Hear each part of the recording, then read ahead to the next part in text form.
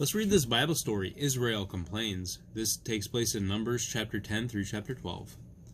So they set out from the mountain of the Lord and traveled for 3 days. The ark of the covenant of the Lord went before them during those 3 days to find them a place to rest. Now the people complained about their hardship in the hearing of the Lord, and when he heard them, his anger was aroused. Then fire from the Lord burned among them and consumed some of the outskirts of the camp. When the people cried out to Moses, he prayed to the Lord, and the fire died down. So that place was called Taberah, because the fire from the Lord had burned among them. The rabble with them began to crave other food, and again the Israelites started wailing and said, "If only we had meat to eat. We remember the fish we ate in Egypt at no cost, also the cucumbers, melons, leeks, onions, and garlic. But now we have lost our appetite. We never see anything but manna." Moses heard the people of every family wailing, each at the entrance of his tent. The Lord became exceedingly angry. Now a wind went out from the Lord and drove quail in from the sea. It brought them down all around the camp, as far as a day's walk in any direction, all day and night. And all the next day the people went out and gathered quail. No one gathered less than 10 homers. 10 homers is 58 gallons.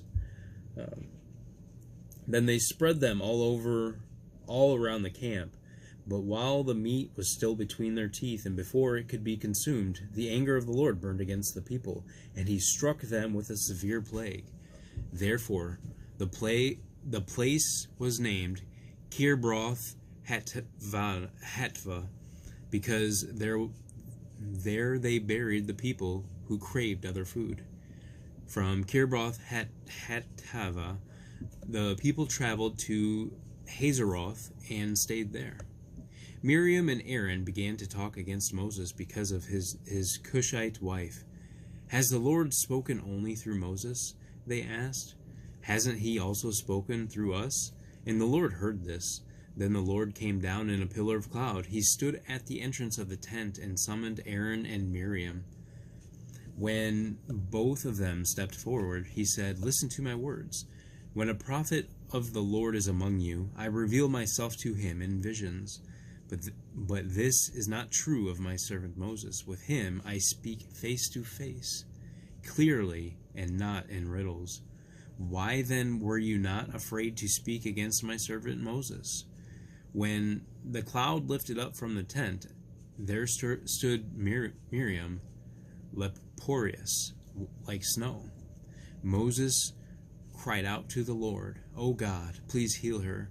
The Lord replied, "Confine her outside the camp for 7 days. After 7, she can be brought back." So Miriam was confined outside the camp of the people and did not move until she was brought back. Understanding the story. On their journey to the Promised Land, God has guided and protected this people and provided for their needs. By rejecting the gift of manna and questioning God's choice of leader, the Israelites are showing contempt for their God. Thank you, Lord, for your word. I love you. Come on back and we'll do it again.